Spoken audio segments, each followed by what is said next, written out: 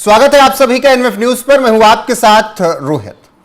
India block की मुश्किलें बढ़ती जा रही हैं क्योंकि एक एक साथी अब धीरे धीरे किनारे होते जा रहे हैं। हरियाणा और दिल्ली चुनाव में आपने देखा कि आम आदमी पार्टी ने किस तरीके से कहा कि यहां पर गठबंधन नहीं हो सकता है, आप अपना चुनाव लड़िए, हम अपना लड़ें। फिर संजय सिंह ने तो कह दिया कि इस अलायंस में रहना ही नहीं है, बहुत हो गया, हाथ जोड़कर प्रणाम कर लिया उन्होंने। पश्चिम बंगाल में ममता बनर्जी कहती हैं कि राष्ट्रीय स्तर पर करना हो गठबंधन तो कर लीजिए, आ जाएंगे, बात कर लेंगे। लेकिन बात बंगाल की आएगी तो फिर बंगाल में केवल और केवल टीएमसी ही चुनाव लड़ेगी, किसी के साथ सीट शेयरिंग नहीं होगी। अब बारी है महाराष्ट्र वाले उद्धव ठाकरे की। एक तरफ हिंदी मराठी विवाद चल रहा है, धीरे से उससे भी वो खिसक गए। भाई राज ठाकरे को अलग कर दिया कि जाइए आप हिंदी मराठी कीजिए, मुझे नहीं लड़ना है क्योंकि अभी हमें अपना अस्तित्व बचाकर रखना है। अब उद्धव ठाकरे के मन में यह है कि इंडिया ब्लॉक भी छोड़ दें।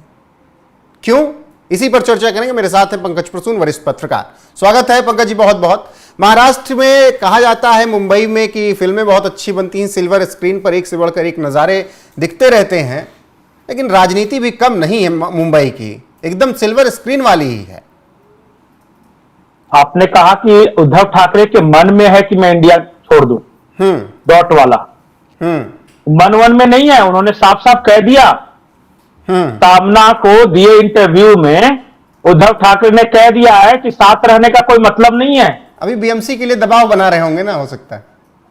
नहीं, इसका मतलब यह है कि उन्होंने क्यों कहा पता है? बीएमसी इलेक्शन से पहले इनडायरेक्टली उन्होंने कांग्रेस को और शरद पवार वाली पार्टी को यह कहा कि तुम लोग को सीट उठ नहीं देने वाले हैं, तब से हम लड़ेंगे, जाओ अपना रास्ता नापो। इसी को दूसरे परिष्कृत शब्दों में इन्होंने कहा कि अब साथ रहने का कोई मतलब नहीं। ये और छोड़ने से पहले और भी बहुत बड़ी बातें कही है उन्होंने क्या कहा पता है? विधानसभा चुनाव हम कांग्रेस की वजह से हारे। कांग्रेस पर सीधे हमला।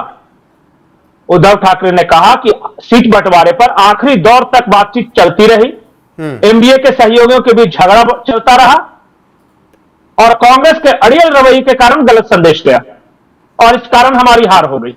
मतलब कि विधानसभा चुनाव हारे तो पूरी तरह कांग्रेस के कारण हारे हैं जी। ये उद्धव ठाकरे ने सामना को दिए इंटरव्यू में साफ साफ कह दिया। अब कांग्रेस को तय करना है कि मुंह पे जूते खाकर वो गठबंधन जारी रखेगी या उद्धव ठाकरे को दफा करेगी। लेकिन क्या ये नहीं लगता है कि बीएमसी चुनाव में सीट शेयरिंग को लेकर अभी से दबाव बना रहे हैं उद्धव ठाकरे? सीट शेयरिंग करेंगे ही नहीं, दबाव बनाने की क्या बात है? तो उद्धव ठाकरे कांग्रेस क्या कि जिस विचारधारा के विपरीत जाकर उन्होंने सत्ता हासिल की थी वो गलती थी उनकी? नहीं, विचारधारा कुछ नहीं होता है। मुंबई में मैं स्ट्रांग हूं, सारी सीटों पे मैं लड़ूंगा। दिल्ली में मुझे जरूरत थी एमपी वगैरह जिताने के लिए कांग्रेस के सहारे की, तो मैं कांग्रेस के साथ था। जरूरत रहेगी तो कांग्रेस के साथ जाऊंगा, सत्ता बनाना होगा तो फिर से शरद पवार कांग्रेस के साथ आ जाऊंगा विधानसभा में। जी, कांग्रेस को लेकर केजरीवाल का भी यही रवैया है, ममता बनर्जी का यही रवैया है, यूपी वाले अखिलेश का भी यही रवैया है। देखिए, मैं एक बात आपको ईमानदारी से बताता हूं, जो राजनीति करने आए हैं वो सत्ता प्राप्त करने आए हैं। जब लगेगा क्षेत्रीय दलों को कि कांग्रेस के साथ मिलकर सत्ता प्राप्त नहीं की जा सकती तो वो कोई दूसरा विकल्प जरूर ढूंढेंगे।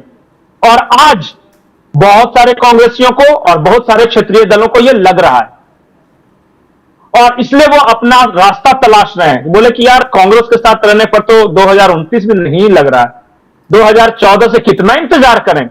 जो जवानी में राजनीति शुरू किया था 2014 में, 2029 तक 50 के ऊपर चला जाएगा वो। 20 बरस जवानी का जो पीक टाइम होता है पॉलिटिक्स करने का, तो वो तो संघर्ष में ही बीत गया हमारा और भविष्य में कुछ दिख नहीं रहा। तो मैं क्या सिर्फ संघर्ष करने आया? कांग्रेस ऐसा क्या करे कि उसका नेतृत्व को मान लिया जाए? अभी तो 4 दिन पहले उद्धव ठाकरे कह रहे थे कि इंडिया अलायंस की एक बार मीटिंग हो जानी चाहिए, हालांकि वो बिहार चुनाव नहीं लड़ रहे हैं फिर भी। नहीं, उद्धव ठाकरे ने आज जो बयान दिया ना, वो दिल्ली में इंडिया गठबंधन की बैठक के ठीक पहले दिया है। एसआईआर पर और पहलगाम मुद्दे पर दिल्ली में जितने भी घटक दल हैं सबकी बैठक हुई थी और उस बैठक से पहले उद्धव ठाकरे कांग्रेस को गरिया रहे थे। अब समझ जाइए स्थिति। और जाके पूछने पर दिल्ली में कांग्रेस ने कि अरे उद्धव ठाकरे तो आपको ऐसे वैसे बोल दिया। बोले नहीं, सब चंगा सी, छोटा मोटा गाली चलता रहता है, हमें आदत पड़ गई है क्षेत्रीय दलों से ये सुनने की। अच्छा बताइए कि जो क्षेत्रीय दल अपने राज्य में मजबूत हैं वो कांग्रेस को इज्जत दे रहे हैं क्या? स्टालिन ने क्या नहीं कहा कांग्रेस के बारे में? जम्मू कश्मीर तो अखिलेश ने क्या नहीं कहा? चुनाव लड़ी, फिर उसके बाद उन्होंने टाटा बाय बाय कर लिया कि भाई अपना रास्ता देखो, अपनी 5-6 सीटें लेके जाओ, हम अपने देख लेंगे सरकार इधर। मैं इसलिए मैं बोलता हूं कि जब तक कांग्रेस खुद मजबूत नहीं होगी, वो अगर बीजेपी को अंधा करने के लिए अपनी एक आंख फोड़ने के लिए तैयार रहेगी, तब तक कांग्रेस मजबूत नहीं हो सकती। कांग्रेस को अपनी ताकत बढ़ानी होगी, और इसके लिए जरूरी है कि उत्तर प्रदेश, बंगाल और बिहार जैसे राज्यों में कांग्रेस बड़ी शक्ति बनकर उभरे, क्योंकि इन बड़े राज्यों में जब तक शक्ति बनकर नहीं उभरेगी, तब तक कांग्रेस 272 पहुंचेगी नहीं, और 272 पहुंचेगी नहीं तो 99 लाके हाथ घुमाते रह जाएगी। जब सत्ता भी हासिल की पिछली 2-3 बार, तो तब भी तो नहीं पहुंचे, इसी तरीके से तो रहे। 183 सीट जीतकर उन्होंने सरकार बना ली।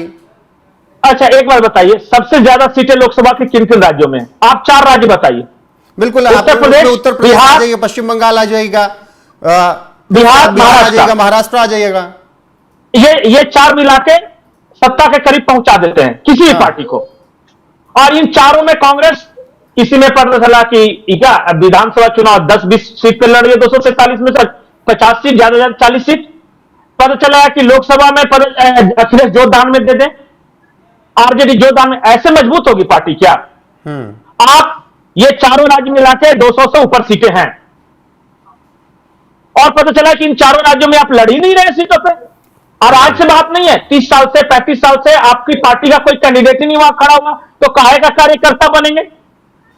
क्यों आपके लिए कोई जान देगा? अपनी रीढ़ पे खड़े नहीं होंगे तो दूसरा लात मारेगा ही, यह सच्चाई है। आज उद्धव जैसा आदमी कांग्रेस को लटका रहा है, सोचिए बड़ा दुर्गति क्या हुआ। नहीं, कुछ वक्त पहले जब कांग्रेस इस तरीके से, तो उद्धव को भी तो वैल्यू नहीं दे रहे थे, वो मीटिंग की तस्वीरें तक शेयर नहीं कर पा रहे थे वो।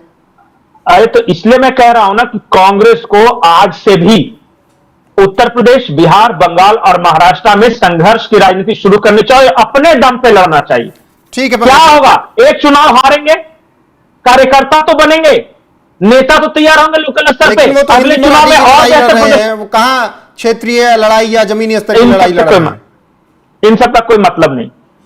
आज उद्धव गाली दे रहे हैं, कल स्टालिन गाली देंगे, परसों अखिलेश देंगे, फिर देखिए तेजस्वी यादव दबाएंगे।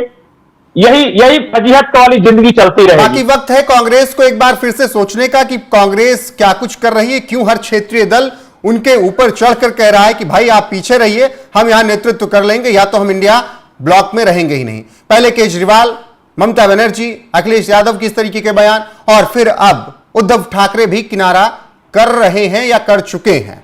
फिलहाल जो अपडेट आएगी वो आप तक जरूर पहुंचाएंगे। बाकी बने रहिए हमारे साथ, क्योंकि यहां पर देश और दुनिया की हर एक खबर आपको मिलती रहेगी। नमस्कार।